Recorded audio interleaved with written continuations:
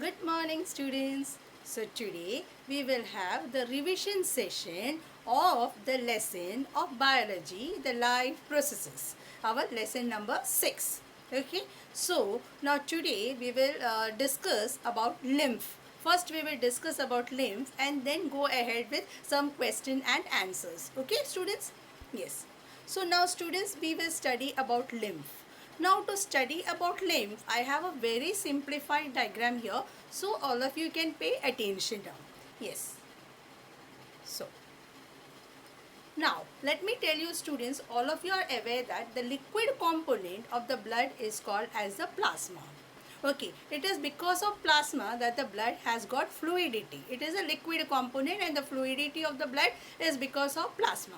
So, when the blood is moving through the blood vessel means the capillaries, the smallest blood vessel, that is the capillaries. So, when the blood is moving through the capillaries, at that time, some amount of the liquid substance of the blood is going to ooze out. Some part, the liquid part of the blood is going to ooze out. So, that liquid part of the blood which oozes out is called as the lymph. Which oozes out is called as the lymph. So where is the blood present? The blood is present in the blood capillaries. So when the blood is moving through the blood capillaries, some part of the blood is going to ooze out. That part of the blood which is going to ooze out is called as the lymph. It is a lymph which is in direct contact with your tissue. It is the lymph which is in direct contact with the tissue. So when the lymph is in direct contact with the tissue, what does the lymph do? Whatever nutrients are there in the blood, that is also coming out with the lymph. So lymph is containing the nutrients. So since the lymph is going very close to the tissue, the lymph will provide nutrients to the tissue. At the same time, the lymph is going to collect the waste material from the tissue. Okay, so I again mention, I am just repeating it again. When the blood moves through the blood capillaries, some liquid part of the blood is going to ooze out. That liquid part of the blood which is going to ooze out is called as the lymph. It is the lymph which is in direct contact with the tissue. Since the lymph is in direct contact with the tissue, whatever nutrients is going to ooze out along with the lymph will give that nutrients to the tissue. At the same time, the lymph will collect the waste material from the tissue. Okay, so tell me, from where is the lymph derived? The lymph is derived from the blood. It is a part of the blood. So what have you done? You have taken some part of the blood, from some part of the blood, and we have converted into lymph, which is in contact with our tissue. Often the lymph is called as the middleman. Middleman means it is in between what? The blood and the tissue. Lymph is the one which is connecting the blood as well as the tissues. Is it clear to you? So now I just explain you with this diagram. See students, this is your blood capillaries. From the blood capillaries, you can see the substances are oozing out. So these are the substances which are oozing out. You can see in the substances there are nutrients. That nutrients are going to enter inside the cell. So these are the cells of the tissues, correct? Now after it is giving the nutrients, as I mentioned to you that it will collect the waste also. And after collecting the waste, now from where have I taken the lymph? I have taken the lymph from the blood. Now isn't it my duty to return that back to the blood? Yes. So what I will do is, whatever lymph is here, that I will add to a vessel. That I will put it in a vessel which is called as the lymph vessel. So how does it go? It goes like this. The blood from the blood capillaries, the liquid part of the blood, some liquid part of the blood is going to ooze out, which will go near the tissue, supply the nutrients to the tissue, collect the waste material from the tissue, and finally that liquid I will not put it into the blood, but I will put it into a particular vessel which is called as the lymph vessel. So this is what the lymph is. Lymph is the fluid part which oozes out from the blood when it moves through the blood capillaries. The fluid part will contain water, it will contain protein, it will contain WBCs, and minerals are there. Okay. Now let us go to the next diagram and next slide. here. Now the lymph is also called by the name interstitial fluid because it is the one which is going in between the tissue. So the lymph is also named as an interstitial fluid. Now let's see the next diagram, students. Now, yes. Now, in this the diagram here, now you can see the red one is the capillary which is formed as a part of your artery, and the blue one is a capillary which is formed as a part of your vein. So arterioles and venules and all we have discussed. So they are forming a set of capillaries, and from the capillaries what is going to ooze out? The lymph is going to ooze out, which will be in contact with your tissue, supplying the nutrients and collecting the waste. After it collects the waste, as I told you, it will not be added to the blood, but it will be added, put into a vessel which is called as a lymph vessel. So can you see here, this green colored ones are the lymph vessel. Can you see many of the lymph vessels from the capillaries are uniting together, and it is moving towards your heart. As it is moving towards your heart, can you see there is a node, and this node is called as a lymph node. It is in the lymph node that we produce a WBC which is called lymphocyte. Okay, lymphocyte. WBCs are the soldiers of our body, and one of the WBC is the lymphocyte, and this lymphocyte is produced in the lymph node. So again here you can see the lymph will move upward, upward, upward, it will move, and finally you can see it opening into a vein. You can see this is a vein part. It is going to open into a vein. Can you see the lymphatic here? This is a lymphatic duct which is opening into a vein. So the smallest lymph collecting vessel will be called as a lymph capillaries. Many lymph capillaries will unite together to form the lymphatic vessel. Lymphatic vessel will unite together to form the lymphatic duct, and the lymphatic duct will finally pour the lymph into your vein, again making it a part of your blood. So this is the way the lymph will move in our body. Is it clear?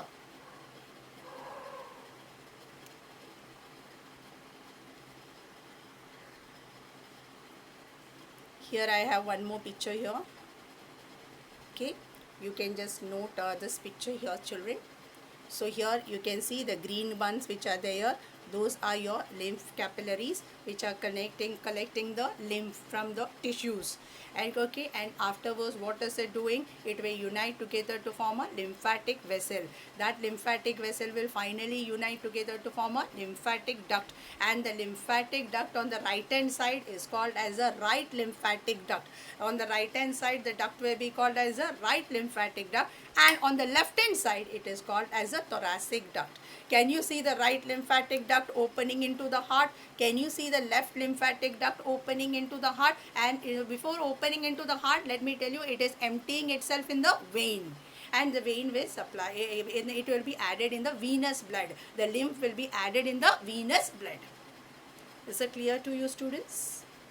So this was regarding the lymph. So as I told you, the lymph is going to supply the nutrients. The lymph is going to collect the waste from the tissue.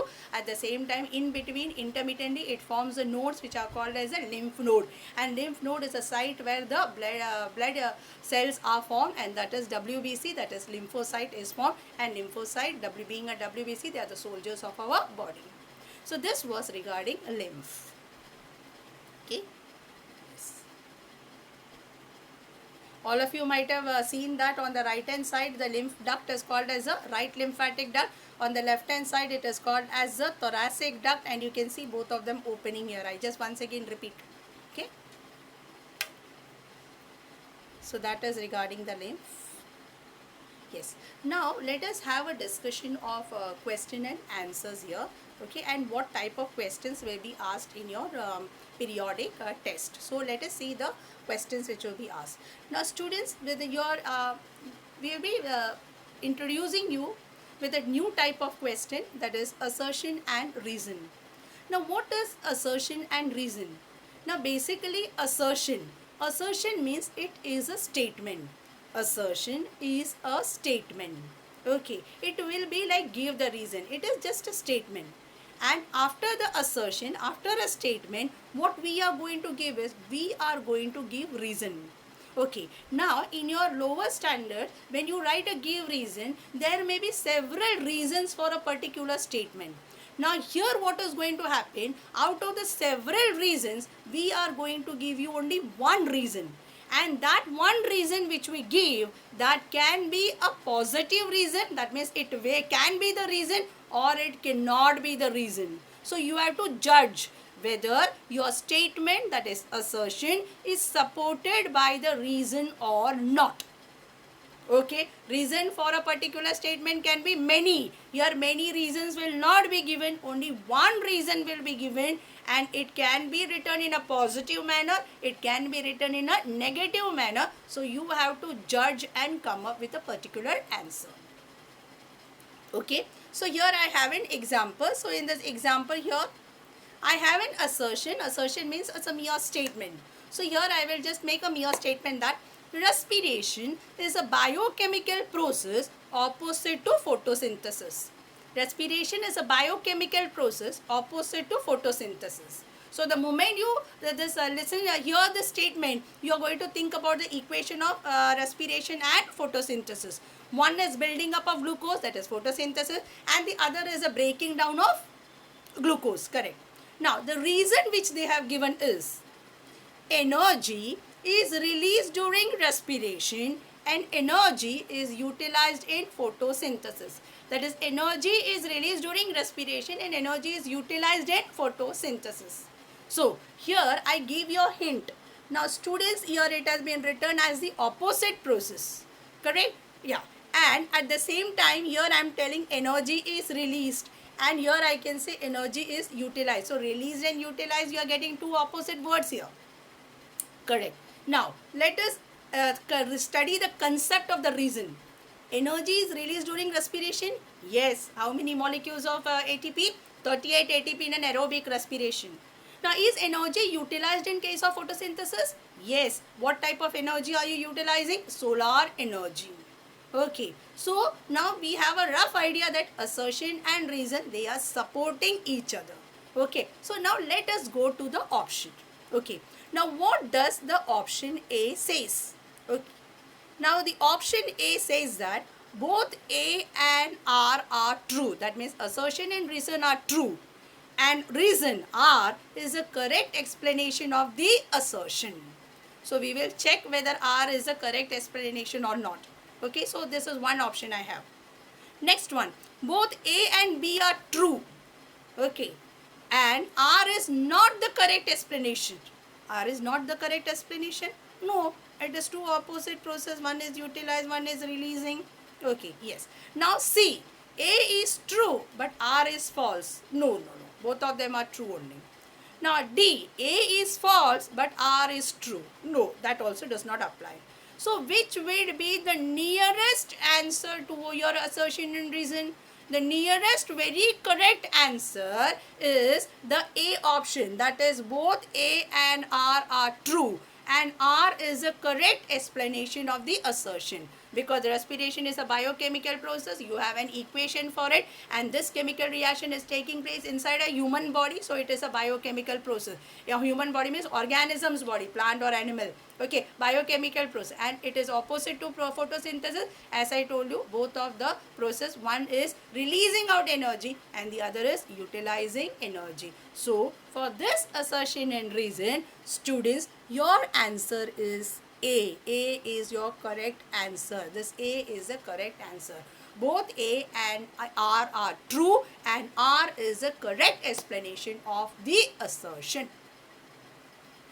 Students, I hope you have understood this.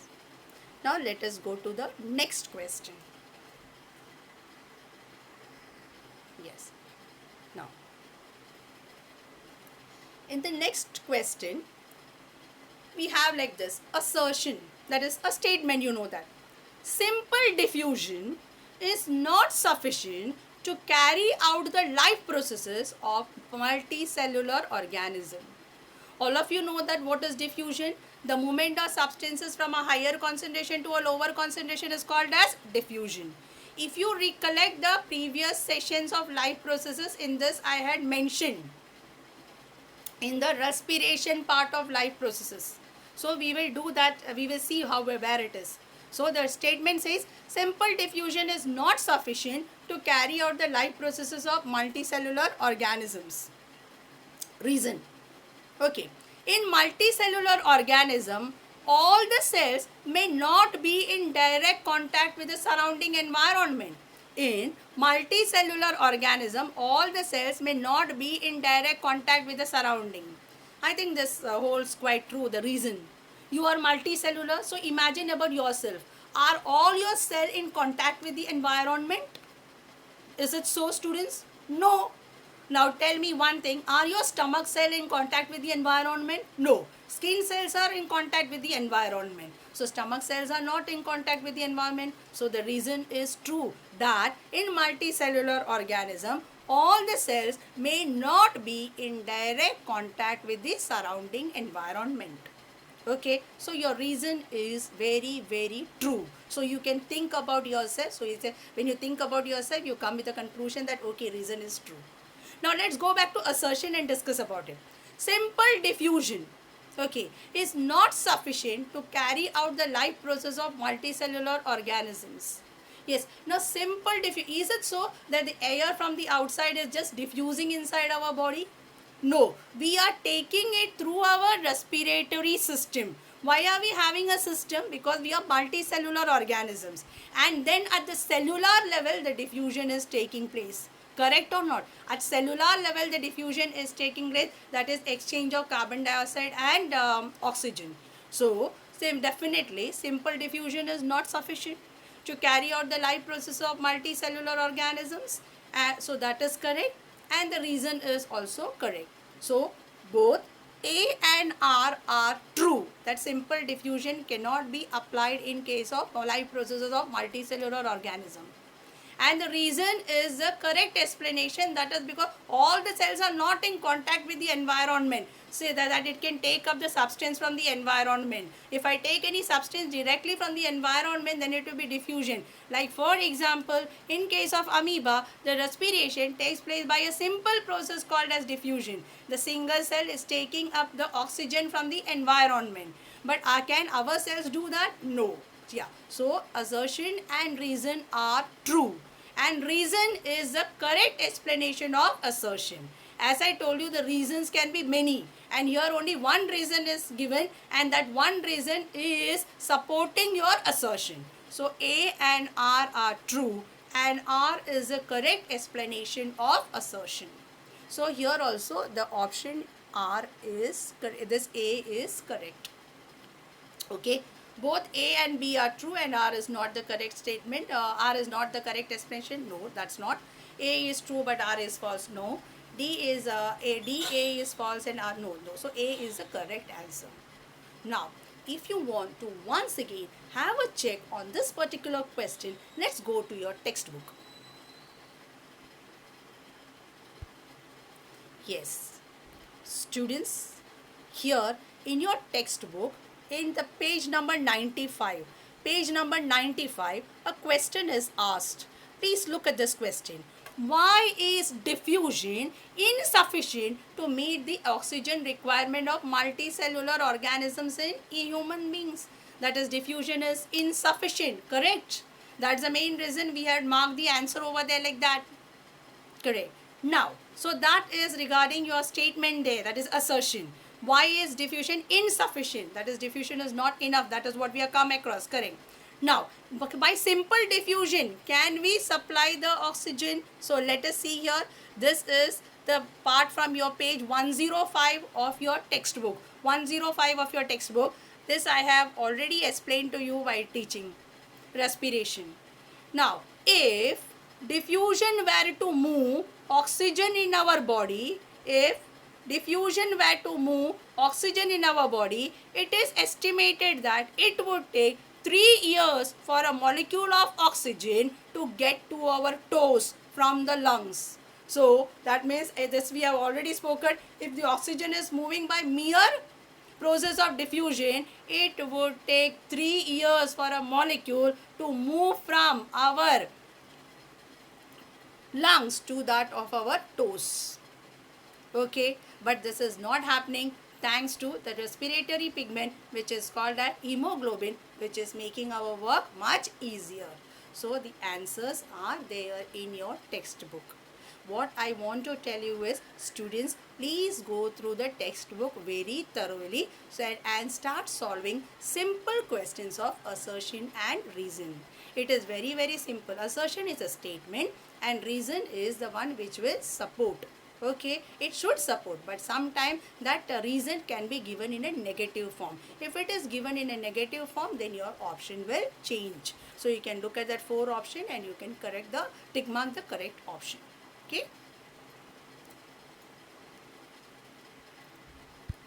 Now let's go to the next statement, assertion and reason. Okay. Now here, assertion says, that is statement, what the statement says, the basic structural and functional unit of kidney is alveoli. The basic structural and functional unit of kidney is alveoli. No, alveoli is a part of your lungs. Okay, the kidney is a structural and functional unit is a nephron. So here the assertion is false. The assertion is false. Correct. It is not correct at all. Assertion is wrong. Correct. Now let us come to the next part. Reason. Nitrogenous waste such as urea or uric acid are removed from blood in the kidneys. Nitrogenous waste such as urea or uric acid are removed from blood in the kidneys. Is it correct statement? Yes, it is a correct statement. Am I correct or not? So assertion here is wrong, but reason is a correct statement. Correct? So now what we have to do is, so students, now we have seen here the assertion as well as the reason. The assertion says the basic structural and functional unit of kidney is the alveoli, which is false. But the reason says the nitrogenous waste such as urea and uric acid. Now your urine contains urea and uric acid and it is removed from the blood. Yes, removing it from the blood. The filtration is done in the kidney. Okay, so this is your assertion and reason here. Now let's check out the answer. A and R are true. A and R are true. So this cannot be. Both A and R are true. Again that is A. So true, that is not possible. Now C option, A is true. No, you know that A is false. Correct. So we have only one option left now and that is our D option. So let us tick mark D here. So D, A is false but R is true. A is false but R is true. So this is your assertion answer for your this assertion and reason. Is it clear, students? Okay. Yeah. Now let us move to the next question. Yes. Now I'm just telling you people how you can prepare your own questions for assertion and reason. Now this is what I have shown on the slide is page number 95 of your NCERT textbook. Okay, which says that complex substances have to be broken down into simpler ones before they are used for the upkeep and growth of the body. That means complex substances I need to break into simple ones. Correct. And the breaking of the complex to a simple one is called as what? It is nothing but your digestion. Okay. So, to achieve this, that means to go ahead with this, organisms use biocatalyst called enzymes. So, I can use the assertion like this. Complex substances have to be broken down into simpler ones before they can be used for the upkeep and growth of the body. Assertion. Yes, it is true. Yes. Now, organisms use biocatalysts called enzymes because enzymes are the one which are breaking the complex one into simpler one. So, here the organisms are using the enzymes. If the word enzyme is given, then the reason is true. Okay. And if the same statement is it, then the assertion is true and the reason is true.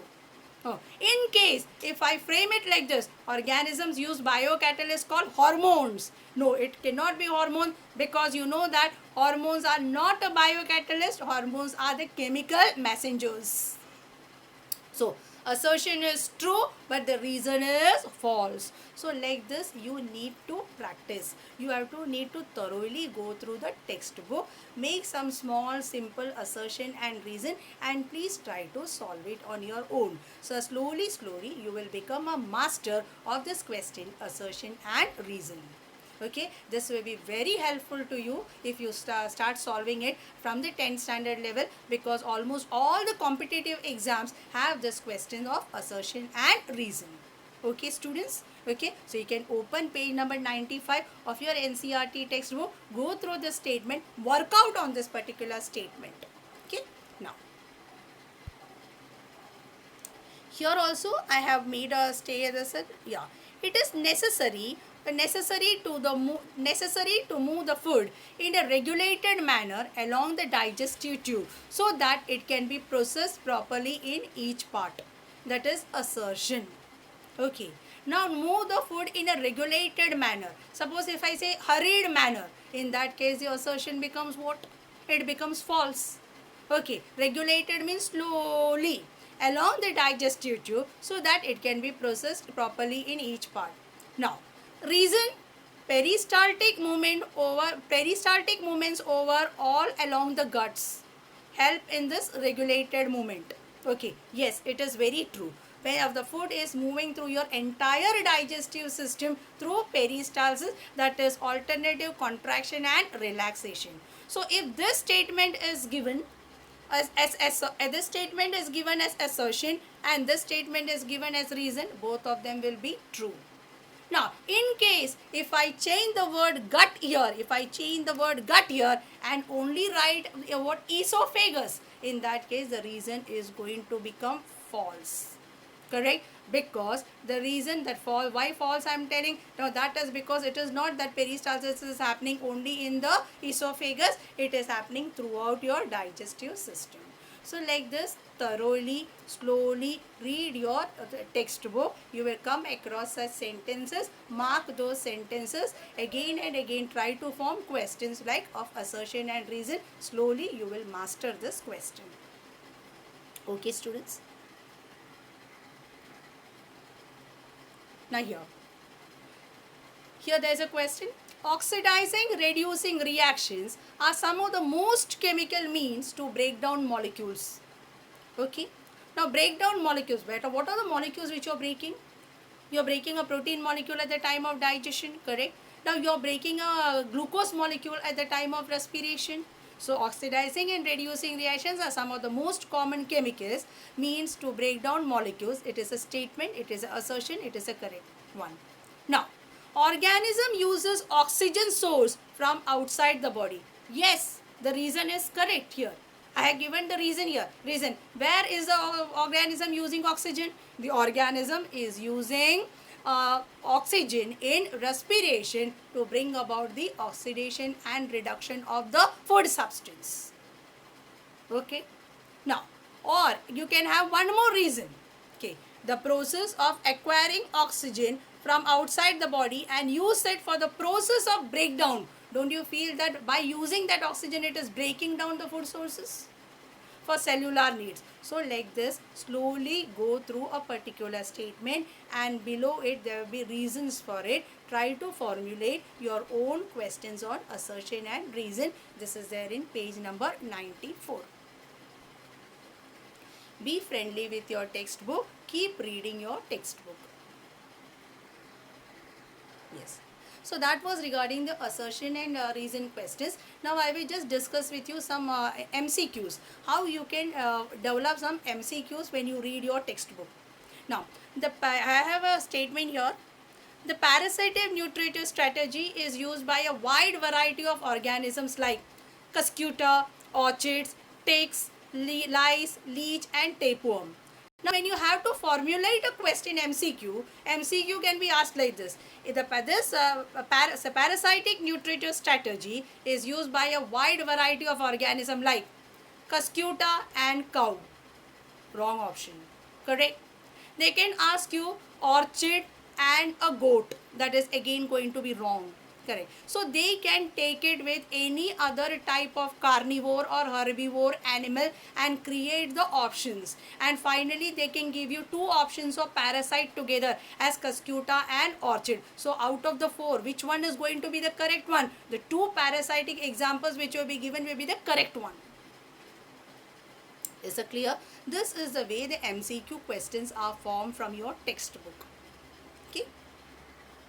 Let's go to the next slide. Next slide. I think you are quite familiar with this chart.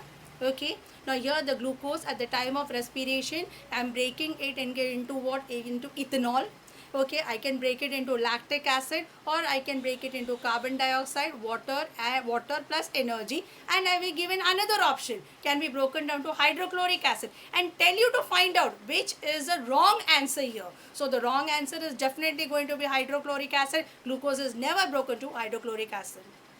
Okay, now instead of hydrochloric acid they can give you acetic acid because it's a rhyming word. Lactic acid, acetic acid. So in that case again acetic acid is wrong. So when you read the textbook, please go through it properly and try to frame your own questions.